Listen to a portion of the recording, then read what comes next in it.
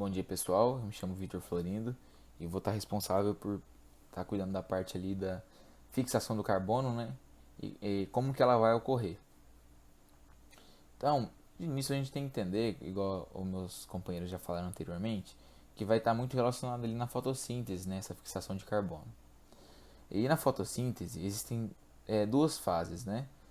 Uma chamada de fase fotoquímica e a outra de fase química. Essa fase fotoquímica é aquela fase que vai precisar da energia solar, né, para poder realizar ali o processo. Já a fase química é a fase que não vai precisar, né, totalmente o contrário. E essa fase também vai ser chamada de fase escura. E essa fase escura, ela vai estar ali na etapa chamada ciclo de Calvin, né? E o que é esse ciclo de Calvin? Então, basicamente, o ciclo de Calvin é um ciclo que vai gerar glicídios, né? É um ciclo de reagentes ali que vai gerar glicídios para dar energia para o próprio organismo. Então, o, o ciclo de Calvin, né? Ele vai fazer isso. E a gente deve lembrar aqui que um dos principais, né, agentes que não pode faltar na fixação do carbono é o próprio gás carbônico, né? Então ele não pode, ele é indispensável, né? Então, o gás carbônico ele vai ser o principal agente, né? Um dos principais. Por quê? Porque ele vai se fixar nas moléculas orgânicas e vai formar monossacarídeos, né? Que são esses açúcares, carboidratos que contêm 3 carbonos ou mais, né? Esses monossacarídeos. As reações do ciclo de Calvin, elas vão acontecer internamente ali nas plantas, né? Por exemplo, o gás carbônico, ele vai entrar ali na camada mesófila das folhas e vai ali passar pela superfície, né, pelos poros das folhas e vai passando por ali e vai começar a se espalhar.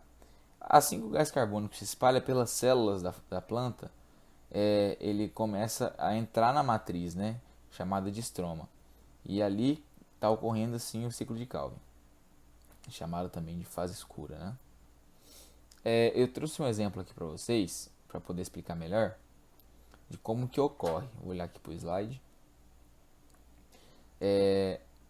Existe uma molécula, né, chamada de rubisco que contém 5 carbonos.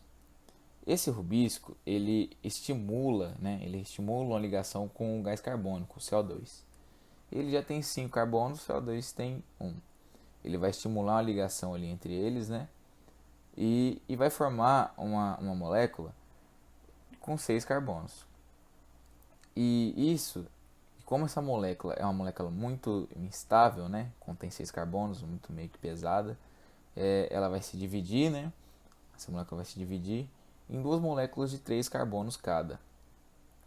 Essas moléculas de 3 carbonos cada, a gente também eu já ouvi falar, outras pessoas já ouviram falar, com chamadas também de via C3, né?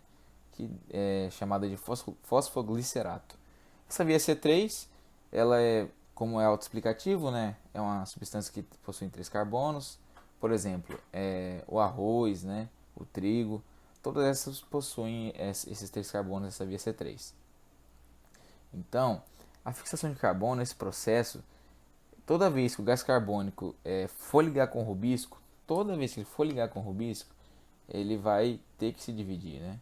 Porque vai ficar muito instável, muito pesado. Ele vai ter que se dividir em duas moléculas de 3 cada. Tudo isso para poder fazer a fixação do carbono, né? Por quê? Porque aqui na atmosfera a concentração de gás carbônico ela não é muito grande, pelo contrário, ela é baixíssima, né? Então, para acontecer, ela precisa reunir uma grande quantidade desse rubisco. Ela vai precisar reunir uma boa grande quantidade desse rubisco, para que assim possa acontecer esse processo, né, dessa alta fixação aí.